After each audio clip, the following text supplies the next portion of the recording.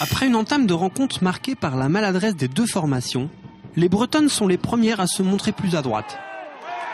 Emmenées par la meilleure marqueuse de Ligue 2, Oumou Touré, les visiteuses se montrent plus agressives au rebond et plus organisées en phase offensive. Comme traquées par la malchance depuis le début de saison, les Lyonnaises perdent même Elodie Gérard sur blessure dès le premier quart-temps. Avec un effectif de fortune, la tâche se complique. Malgré la résistance de Badiane et Moukoko, les filles de La Roche rejoignent les vestiaires avec un léger retard de 8 points. Disons que La Roche, il y a eu beaucoup de fautes.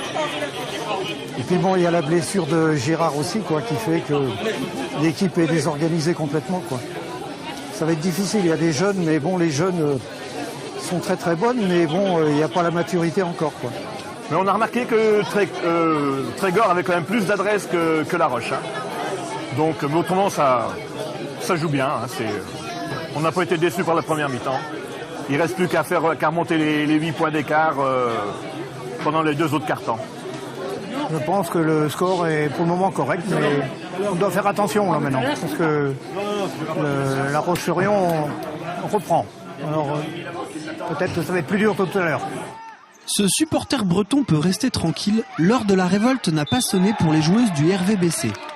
Elles se voient infliger un 0-13 assassin, alors qu'à ce moment du match, elles ne sont qu'à 2 points de l'égalisation. Découragées, les Vendéennes baissent totalement les bras et laissent leurs adversaires dérouler.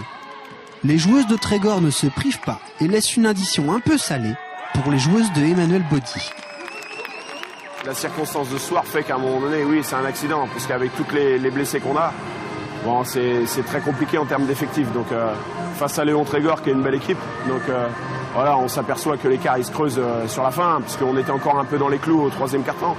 Donc voilà, on s'aperçoit que quand on finit avec les petites jeunes sur le terrain, bon, ça devient très compliqué, quoi. Mine de rien, les petites fautes plus les petites fautes nous ont amené des lancers francs, même si on n'a pas été super adroit.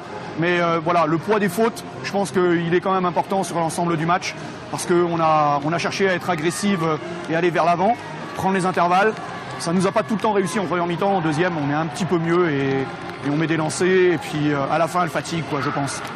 Si l'infirmerie ne désemplit pas, les cadres majeurs du club vont devoir compter sur les jeunes, pour qui cette défaite 44-77 fait sans doute partie de l'apprentissage.